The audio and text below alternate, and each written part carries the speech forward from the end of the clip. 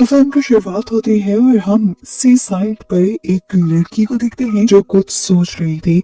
अचानक ही वहां पर एक अजीब सा आदमी आता है जो किसी रोबोट की तरह चलते हुए उस लड़की को किडनैप कर लेता है और अपनी व्हाइट वैन में बिठाकर कहीं ले जाता है। नेक्स्ट सीन में हमें एक अजीब सा घर दिखाया जाता है जहाँ कोई फर्नीचर, कोई सामान नहीं था। फ्लोर, दीवारें, यहाँ तक कि हर चीज वहाँ पर वाइट थी। और जिस लड़की को किडनैप किया गया था, हम उस लड़की को वहीं पर देख रहे थे। इधर हमें एक और भी लड़की को दिखाया जाता है जो उसके सभी कपड़े पहन लेती है। अब ये लड़की जिसने किडनैप हुई लड़की के कपड़े उतार कर पहने थे, उसे इन कपड़ों के ऊपर चींटी दिखाई देती है जिसे वो बहुत गौर से देखने लग जाती है, जैसे वो इस चींटी के चलने पर भी रिसर्च कर रही हो। अब नेक्स्ट सीन में हमें आसमान में एक एलियन शिप दिखाया जाता है जो जमीन पर उतरने के बजाय बादलों में ही गायब हो जाता है।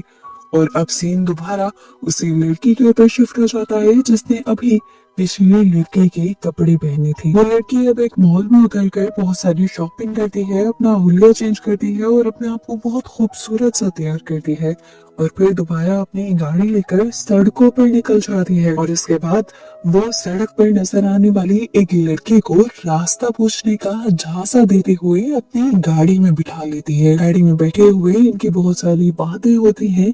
लड़की उस लड़की के बारे में बहुत सारी पर्सनल क्वेश्चन भी करती है कि जैसे उसकी फैमिली में कौन है, या उसका कोई लाइफ पार्टनर है या नहीं है। और इस तरह बातें होते होते वो लड़का इतना उसकी बातों में आ जाता है कि उसके घर ही चला जाता है उसके कहने पर।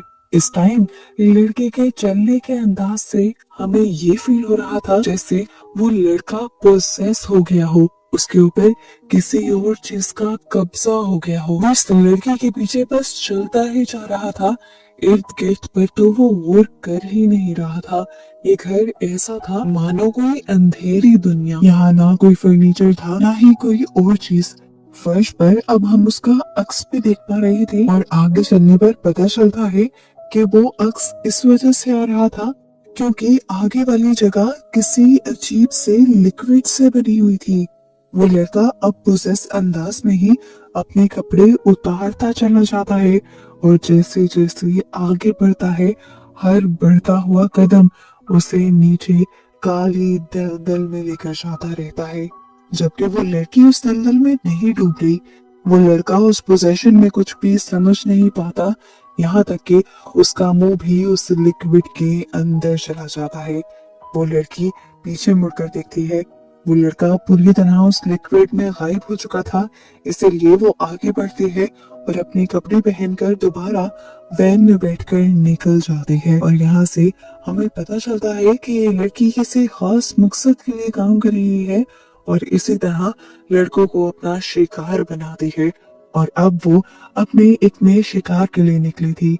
वो लड़की अब की बार एक समुद्र के किनारे पर आई थी जहाँ पर वो एक आदमी को स्विमिंग प्रैक्टिस करते हुए दिखती है। इससे पहले कि वो उसे अपने बातों के जाल में फंसा पाती, वो आदमी देखता है कि दूर एक औरत अपने डॉग को बचाने के लिए समुद्र में जंप कर चुकी थी। अपने डॉग को तो वो बचा ना पाई, लेकिन खुद भी अब वो ऐसे पॉइंट पे पहुंच चुकी थी कि वापस आना उसके लिए मुश्किल था। समुद्र की लहरों ने उसे अपने अंदर फंसा लिया था और वो अपने आप को बचा नहीं पा रही थी। उस औरत को बचाने के लिए उसका हस्बैंड भी उसके पीछे चला जाता है और उसे भी समुद्रों की लहरों के अंदर फंसे देखकर इस स्विमर को तैस आ जाता है और वो खुद भी उन्हें बचाने के लिए समुद्र में जंप कर देता है। वो आदमी को तो बचा लाता है, लेकिन उस आदमी की वाइफ पानी के अंदर ही गुम हो जाती है, डूब जाती है। उसका हस्बैंड पागल हुआ अपनी वाइफ को लेने के लिए दोबारा पानी में उतर जाता है। वो स्विमर दोबारा पानी के अंदर जाता है उस आदमी को बचाने के लिए और बहुत मुश्किल से उसे खींच कर बाहर भी ले आता है। उस आदमी को बचाने के चक्कर में इस स्विमर की भी ताकत बहुत ज्यादा खत्म हो चुकी थी। वो भी वहीं पर गिरकर बेहोश हो जाता है। ये लड़की दूर खड़े बिना किसी इमोशन के ये सारा तमाशा देखती रहती है और फिर उस स्विमर के पास जाकर उसके सर पर एक पट्टा मारती है, जैसे वो ये कंफर्म करना चाहती हो कि यह आदमी बेहोश ही है और बेहोश ही रही और उसके बाद उसे उठाकर वो यहाँ से निकल पड़ती है। अब वो कपल जो पानी में डूबकर मरा था, उनका बेटा भी यहाँ पर रो रहा था बहुत ज्यादा। लेकिन इस लड़की ने बच्चे के रोने पर ध्यान देना तो दूर की बात, उसे मुड़कर देखा भी नहीं। ये इतनी बेरहम थी। काफी टाइम गुजर जाता है और हमें रात का सीन दिखाया जाता है। वो लड़की जिस साहिल के किनारे से उस लड़की को किडनैप करके लेकर गई थी, उसी का एक साथी बाइक पर उसी साहिल पर आता है और वहां से उस गायब हुए आदमी के सारे कपड़े और चीजें भी गायब कर देता है, ताकि किसी को भी कोई सुराग ना मिल सके कि वो आदमी गायब कहाँ हुआ। अजीब बात ये भी यहाँ पर फील होती है कि वो बच्चा जिससे वो लड़की भी इग्नोर कर गई थी, अब ये लड़का भी ऐसे इग्नोर कर गया था जैसे उसे परवाह ही ना हो इस बच्चे की। और अभी तक वो बच्चा वहीं पर रो रहा था, बिलख रहा था, जबकि हमें उस लड़की को दिखाया जाता है जो इस टाइम नाइट ट्रिप में थी। वो अपने एक और शिकार को फंसाती है और पहले की तरह उसे भी अपने उसी घर में ले जाती है। इस लड़के के साथ भी बिल्कुल पहले लड़के जैसा असर होता है। वो पोजेस हालत में अपने कपड़े उतारता है और फिर पूरा उस लिक्विड में डूब जाता है। फाइनली हमें अब उस लिक्विड के अंदर का सीन दिखाया जाता है। उस लिक्विड के अंदर इस टाइम वो स्विमर भी था।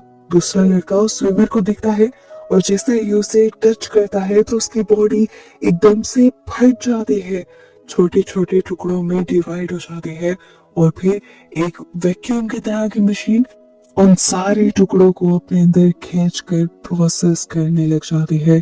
और अब यही हाल इस दूसरे लड़के का भी होने वाला था। अभी लड़की दोबारा अपने शिकार के लिए निकल जाती है और जब वो रोड पर होती है तो उसे एक फूल वाला फूल देकर जाता है और बताता है कि ये फूल दूसरी गाड़ी वाले ने भेजा है। ये लड़की कुछ भी रिएक्ट नहीं करती, उस फूल को पकड़ लेती है और ये भी नहीं सोचती कि इस फूल पर खून लगा हुआ था। खैर खून की खास वजह नहीं थी, वो खून उस फूल बेचने वाले का ही था जिसका कटा हुआ था। ऐसे ही अब वो लड़की एक और शिकार को उसे घर के अंदर लेकर आती है और इसी टाइम पर अब वो आदमी जो मोटरसाइकिल पर हमेशा इसके गायब किए हुए लड़कों के पीछे से उनके सुराग मिटाता है, वो इसके पास आता है। ये दोनों आपस में कोई बात नहीं करते, बस खामोशी से एक दूसरे की आंखों में दिखते हैं और फिर वो लड़का यहाँ से चला जाता है। इसके बाद ये दोनों ही पैदल इस घर से निकल जाते हैं, लड़की अपने मिशन पर और लड़का अपने काम पर। और यहाँ वो एक आदमी से टकरा कर गिर जाती है और उसे हेल्प करने के लिए यहाँ पर बहुत सारे लोग इकट्ठा हो जाते हैं। उसे ये सब अजीब लगता है और अजीब क्यों लग रहा था ये बात हमें आगे रिवील होगी। खैर अब वो सभी लोगों को बहुत गौर से देखने लग जाती है, जैसे उन्हें नोट कर रही हो वो किस तरह जी रही है। खैर वो अब अपने मिशन पर ही फोकस करने लग जाती है और अब एक ऐसे आदमी के पास जाती है जिसका चेहरा कुछ खराब था। वो उस आदमी को अपनी गाड़ी में बैठने को कहती है और उसे पूछती है तुम्हारे कितने दोस्त हैं। वो आदमी बताता है कि मेरे इस चेहरे की वजह से ना तो कोई मेरा दोस्त बनता है और ना ही कोई लड़की मेरे पास आती है, यहाँ तक कि मेरी शादी भी नहीं हुई। ये सारी बातें सुनने के बाद लड़की कोई जवाब नहीं देती और फिर उसे भी अपने घर ले जाती है। वो उसे अपने प्लान का हिस्सा बनाने ही वाली थी, लेकिन तभी उसे खिड़की पर एक फ्लाई दिखाई दी, एक मक्खी जो वहाँ पर ट्रैप थी, फंसी हुई थी। उस मक्खी को देखकर पता नहीं क्या सोचती है, फिर अपने आप को गौर से देखने लग जाती है और फिर अपने उस शिकार को छोड़ देती है, जिससे जाहिर हो रहा था कि जैसे उसे समझ आ गया हो कि जो कुछ वो कर रही है वो गलत है। और अब वो अपनी गाड़ी लेकर दोबारा निकल जाती है। इस चीज की खबर कि इस लड़की ने अपने शिकार को छोड़ दिया था उसके दूसरे साथी को हो जाती है और वो गुस्से में अब उस आदमी के घर जाकर उसे मार देता और उसकी बॉडी को अपनी गाड़ी में डालकर ले जाता है। इस टाइम वो बहुत ज्यादा कंफ्यूज लग रही थी।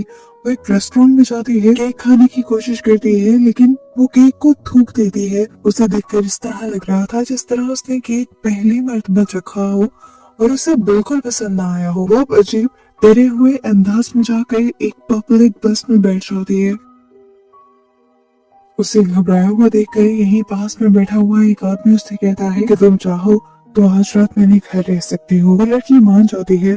आदमी अच्छा था उसे अपने घर लेकर गया। उसने उसके लिए खाना बनाया लेकिन उसने खाना नहीं खाया। यहाँ टीवी पर म्यूजिक लगा हुआ था, वो उसे सुनने लगी और फिर अगले दिन वो आदमी उसे घुमाने फिराने भी ले गया। जिसके बाद रात में जब ये दोनों पास आए तो ये लड़की एकदम से घबरा कर वहां से जंगल में आ गई।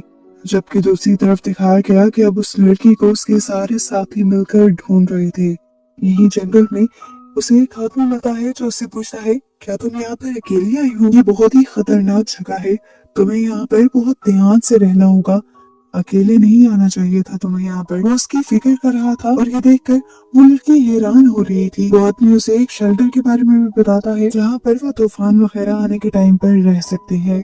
अब वो लड़की वहाँ चली जाती है और वहाँ जाकर सो जाती है। सुबह जब उसकी आँख खुली तो इस टाइम उसके सामने वही आदमी था जो रात में उसे इसी जंगल में मिला था। वो अब उसके साथ बदतमीजी करने की कोशिश कर रहा था, इसीलिए वो घबरा कर यहाँ से भागने की कोशिश करती है, लेकिन वो आदमी उसे पकड़ता है और जब जबरदस्ती उसके कपड़े उतारने लगता है तो उसके कपड़ों के साथ साथ उसकी स्किन भी उतरने लग जाती है। ये देखकर वो लड़का बुरी तरह डर जाता है। वो लड़की अब आगे बढ़ती है और अपनी पूरी स्किन को उतार देती है और अंदर से हमें उसकी ब्लैक बॉडी दिखाई जाती है। उसका इंसानी चेहरा भी उसके हाथ में था जो उसे देख रहा था, आंखें भी झपक रहा था। यहाँ आकर हमें रिवील होता है कि असल में वो इंसान थी ही नहीं, वो एक एलियन थी जो उसी एलियन शिप से आई थी जिसे हमने मूवी के स्टार्ट में देखा है। इंसानों को वो किस मकसद से इस दुनिया से गायब कर रही थी